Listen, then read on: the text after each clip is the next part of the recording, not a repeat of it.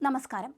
Ukraine നടത്തിയ ശക്തമായ drone ആക്രമണത്തെ തുടർന്ന് റഷ്യ ഞെട്ടിയിരിക്കുന്ന അവസ്ഥയാണ് നിലവിലുള്ളത്. മോസ്കോയ്ക്ക് സമീപമുള്ള റഷ്യൻ ആമസോൺ എന്ന് വിശേഷിപ്പിക്കപ്പെടുന്ന ഭീമൻ വെയർഹൌസ് കത്തിയെരിയുന്നതിന്റെ പുതിയ ദൃശ്യങ്ങളൊക്കെ തന്നെ ഭീതിതമാണ്.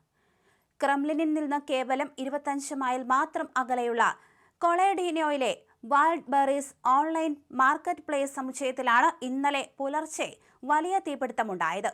ഓരോ ദിവസവും യുക്രൈൻ റഷ്യയെ ഞെട്ടിച്ചുകൊണ്ടിരിക്കുകയാണ് എന്ന് വേണം പറയാൻ. റഷ്യയിലെ ഏറ്റവും വലിയ ഓൺലൈൻ റീറ്റെയിലറായ വൈൽഡ് ബെറീസ് പുടിന്റെ സൈന്യത്തിനാവശ്യമായ ഉപകരണങ്ങൾ സൂക്ഷിക്കുന്ന കേന്ദ്രം കൂടിയാണെന്നാണ് യുക്രൈൻ അവകാശപ്പെടുന്നത്. കഴിഞ്ഞ ദിവസം ഇത്തരത്തിൽ യുക്രൈന്റെ വസതിക്ക് തൊട്ടു മുന്നിലും ഇത്തരത്തിൽ വലിയ രീതിയിലുള്ള ആക്രമണം ഉണ്ടായിരുന്നു.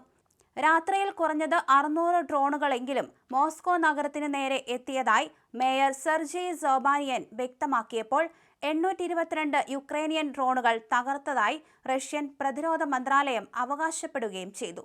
ഈ ആക്രമണങ്ങളിൽ കുറഞ്ഞത് 6 പേർ കൊല്ലപ്പെട്ടു എന്നാണ് വിവരം. മോസ്കോ മേഖലയിലെ ഒരു വീടിന് മുകളിൽ ഡ്രോൺ പതിച്ച് 83 വയസ്സുള്ള വയോധികൻ കൊല്ലപ്പെട്ടു.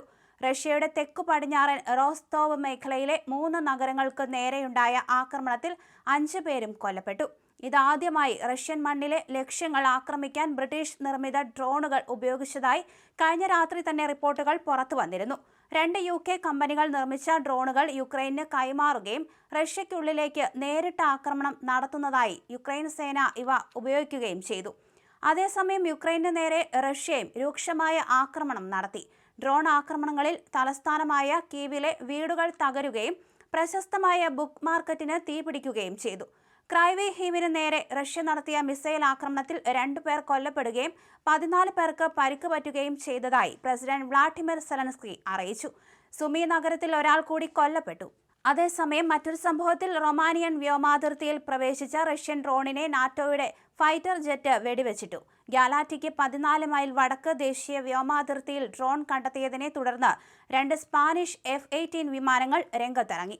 റൊമാനിയൻ പ്രതിരോധ മന്ത്രി രാഡു മിലൂറ്റിയുടെ വാക്കുകൾ ഇങ്ങനെയാണ്. പുലർച്ചെ 5:01 ബലേനി കുതാൽബി പ്രദേശങ്ങൾക്കിടയിലുള്ള ജനവാസമില്ലാത്ത മേഖലയിൽ വെച്ച് ഡ്രോൺ തടയുകയും തകർക്കുകയും ചെയ്തു. റൊമാനിയ തങ്ങളുടെ വ്യോമാതിർത്തി സംരക്ഷിക്കും. നമ്മുടെ സഖ്യകക്ഷികളൊപ്പമുണ്ട്. നാറ്റോ രാജ്യങ്ങളുടെ അതിർത്തിയിൽ റഷ്യൻ ഡ്രോണുകൾ നടത്തുന്ന തുടർച്ചയായ ലംഘനങ്ങളുടെ ഒടുവിലത്തെ ഉദാഹരണമായിരുന്നു ഇത്. റൊമാനിയൻ അതിർത്തിയോട് ചേർന്നുള്ള ഒഡേസ മേഖലയിൽ ആക്രമണം കടുപ്പിക്കുന്നതിനിടയിലാണ് സംഭവം.